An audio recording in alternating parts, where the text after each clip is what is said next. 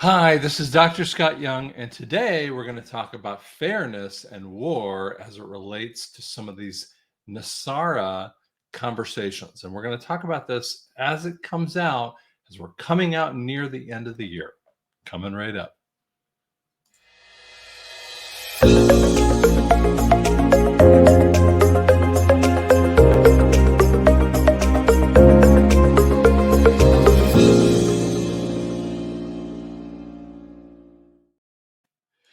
Okay, so I hear probably more than any other question or comment, a very unpopular kind of subject, um, this conversation of fairness. And, there are lots and lots of truthers who are trying to answer this fairness question. And there's this there are so many funds that are purported to be coming out with NESARA.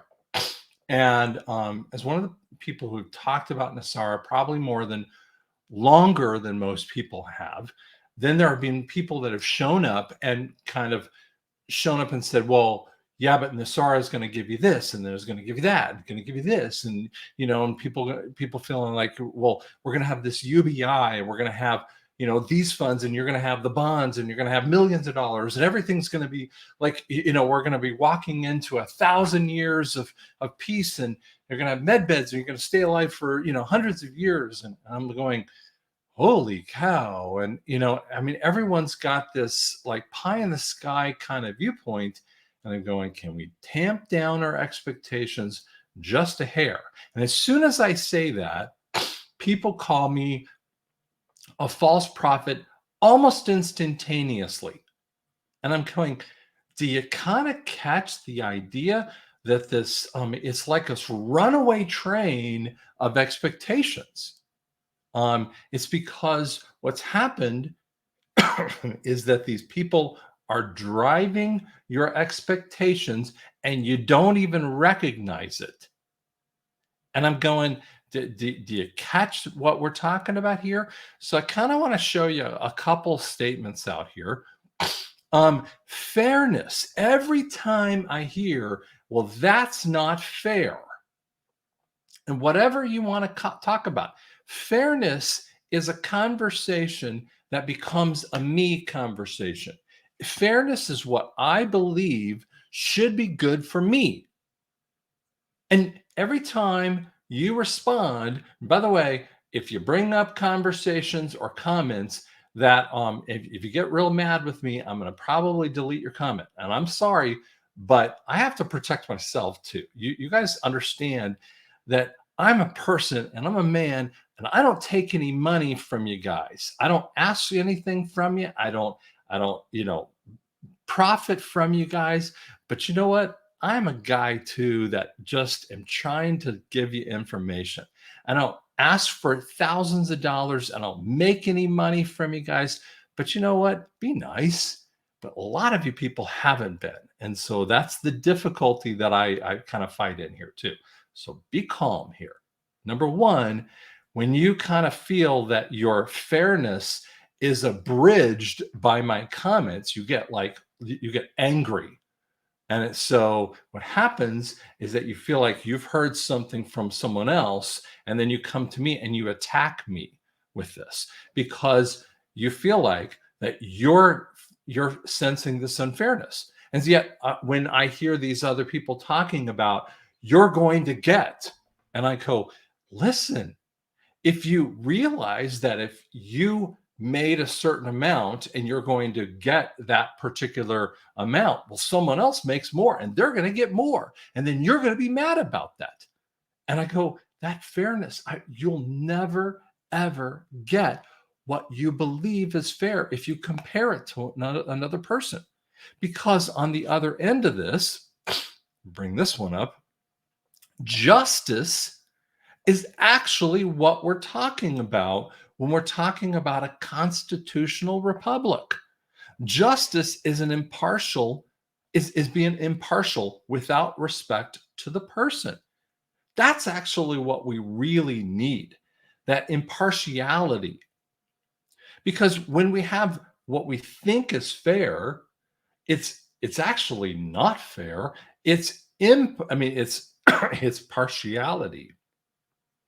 That we need impartiality based upon a law, a real law that we can kind of like tie ourselves into. When we see a law like 65 miles an hour, and we all kind of go along with the 65 mile an hour speed limit, or you shouldn't kill anyone just walking down the street without any cause, kind of thing. That's a law in that way, right? You shouldn't be able to just walk down the street, pull out your gun, and just shoot someone for the heck of it. That's kind of looking at those justice kinds of points, right? And yet we struggle with this point of between fairness, what I believe is fair for me, and justice, what is impartial without respect to the person. Because here's what I want you to realize: we are in the middle of a war, and I have said this over and over again. Let me grab a drink. It's morning time for me, and I haven't drank enough water yet. I want to just kind of pull you to a story, because in war, it's so difficult to realize, to remind you we're in the middle of a war, because most of us are struggling with inflation that is runaway inflation. And that's why we think, we're in the middle of biblical times, and the third, we think we're in the third horse of the apocalypse. We're not in the third horse of the four horses of the apocalypse. It'll actually be worse in that kind of time frame. But we feel like we are, because we look at the grocery store bill and we look at all these other things. And I mean, inflation is just disgusting. And dummies who kind of tell you, these economic dummies feel like in first quarter of next year that you've got inflation will actually go down because the Fed is going to lower the rates. They have no reason to lower the rates. They can't lower the rates. Okay, and so they give you these kinds of bad, pieces of information. But I want to take you back in time, 1940. You've got a farmer who is on the coastline of France. So on the what would you call it, the west coastline of France. So near the Atlantic Ocean. Okay, so just see yourself as a farmer in that time frame. He's just a peaceful farmer. He's just trying to do his thing, right? 1940 happens, and instead, there's a marginal line on the eastern border near Belgium, and they think that they're safe, but the Germans don't even look at the Maginot Line. They fly right over that sucker. They go right around the northern tip of Belgium, and they go right through the Maginot Line. And the French go, wait a second, wait, you're not even doing war the same way that we expected it. And within 6 weeks, the French have just fully given up. The English are on the run, and they're evading all the way back over the Pas-de-Calais, back over into England, and they're running away. Okay, and it is really a bad a bad circumstance. And Hitler comes into France, and he wants to come in, and they want to sign a peace treaty. And again, it's a long story with this. And so basically in 1940, and Hitler is so happy with himself, and he's kind of walking around, and he stamps his foot down several times around the French, in Paris. And most of the people just no idea what's going to happen. And so the French, the French people at first, they're not fully taken over. But then this, I want you to think of that French farmer. At first, he's not hurt, and then they take more and more of the food, and so now he's not even compensated. So then he's taking the food, and then after a bit, they pillage him left and right. And his workers might be Jews, and so they pillage him even further. And then as 44 comes along, he's 4 years under the boot of the Nazis. And 44 comes along, and here comes the Allies, and they're bombing the coastlines. And because they're preparing an invasion, and he knows this invasion's coming along, and his farm gets bombed. Nothing's fair about this. And it goes along further, and then the Americans land in Normandy. And they come up the coastline and come through that area, and they come across his farm. This kind of stuff actually occurred. They come across his farm, and the Nazis take over his farm. And this actually occurred over and over again. So they take over his farm, and so they bomb the snot out of his farm, the Americans. And so they completely destroy him. And so he's standing out there. Maybe he's lost his wife and his kids or whatever else, and maybe he's got one child left, and he's still waving an American flag as he's watching the Allies move through. But at least he's been liberated. How is it fair for him? And I tell you, it's a war. And I know you're going, what was that story about? It's a war. There's nothing that he gets back from that. He doesn't get compensated by the government. It's a war. Let me move on to something even more interesting that you probably haven't thought about. Matthew 26:39. Going on a little further, this is the prayer in the garden that Jesus knows that he's about to die. He is about to be taken away by one of his dear disciples, Judas. He knows that this is coming, and he's been praying in the garden. And he says, "My soul has," and this is in 38. "My soul is swallowed up with sorrow to the point of death. I remain here." He goes, "Remain here and stay awake. Would you guys just stay awake for just a little bit longer?" And then he goes in a little farther. He falls face down, and he says, "My Father, if it is possible, let this cup pass from me. Yet not as I will, but as you will." Let me pause for a second. And I want you to kind of catch this, because I've been praying about this message for a very long time here. We think that that Jesus just wanted to do everything that the Father wanted him to do. And yet he is about ready to go through one of the most physiological, anatomical, psychological, most difficult deaths in the history of the world. It's one of the worst things he could possibly go through out there. There is no worse death than this particular type of death of the crucifixion. And it's purposefully made to be one of the ugliest deaths in the history of the world. And the Romans just did this on purpose. In crucifixion, we actually use it as excruciating. It comes from the word crucifixion, okay, as this disgusting, horrible way of dying, okay, painful in its way. But what I want you to understand is that Jesus is going, this isn't fair. I don't want this. Do you understand what he's saying? I don't want this inside of me. But he goes, but not my will, not my fairness, not what my fairness should be, not what it should be for me, but your justice should be done. Because what he's talking about is going, I want your spirit to be going on along here. He's not talking about what's fairness for him. Dude, do you get it?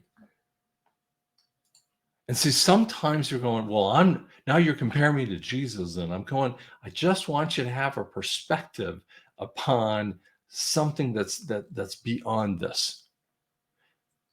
And sometimes I think that we're so myopic. What myopic means is that we see with our glasses and just what's in front of us right now. And when we're going through our suffering, and I understand many of you guys are suffering with physical and financial issues, and I understand it. And I see a lot of these emails and comments, and it breaks me. I'm up at 4 or 5 in the morning praying for you guys. But do you understand that? And I know a lot of the white hats are doing the same thing. They're frustrated, and you got the military out there fighting for this stuff, and they're frustrated too. But the reality is, you can't have everything like you're going to want it. You're not going to have everything. I mean, God and the government. I'm sorry, I'm not trying to like equate the government with God or anything like that, but you're not going to like everything that they're going to do. You're never going to like anything they're going to do. I've been mad at God more times than I can count, and I'm going to be mad with God at something that he's going to do because I don't like things that he does at times. And I don't like things that the government does, even when it's going to be a constitutional republic. Because I look at this and because it's not fair for me. That's just reality. I don't always like it. When I talk about this stuff, when I talk about there's a debt forgiveness that comes in, the reason is you can't bring in all the fiat debt that happens in the NESARA peace. You can't bring in the fiat debt in the gold-backed currency. And when we have the gold-backed currency, the inflation zip goes right away. And when we move into that gold-backed currency, we start to see prices fall dramatically. And you're going to see the stuff change pretty darn quickly. But you're not going to see everything like, wow, like, like roses and rainbows all at once, guys. There's going to be some chaos and some crazy things going on.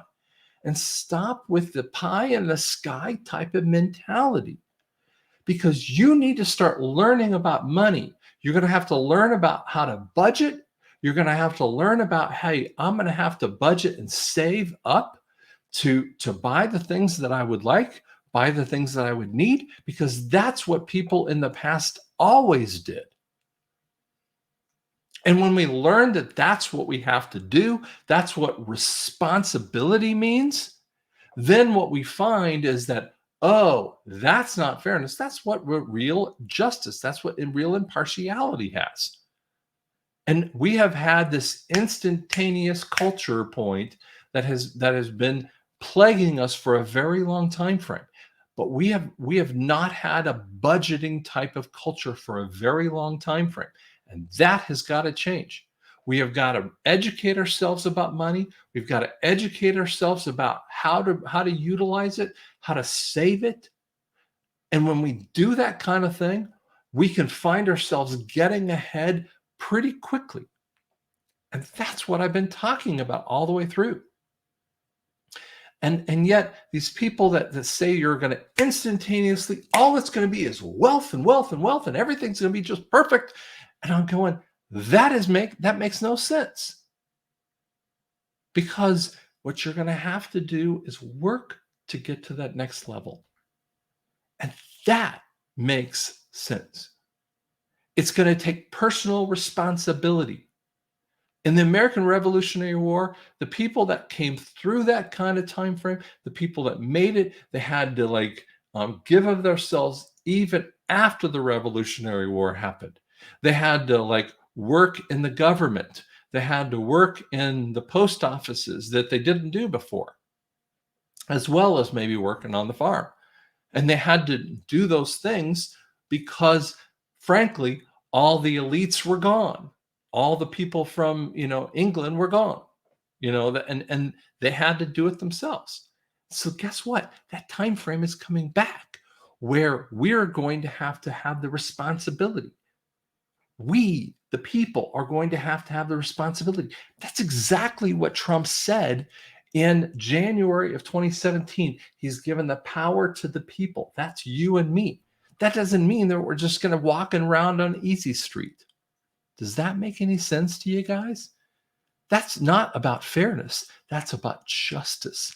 That's about impartiality. I hope that helps you. Hope that gives you some type of balancing so that you have a viewpoint of that. And I know that's not a popular message, but it should give you that kind of faith with that and should be a balancing point. Okay? So thank you so much.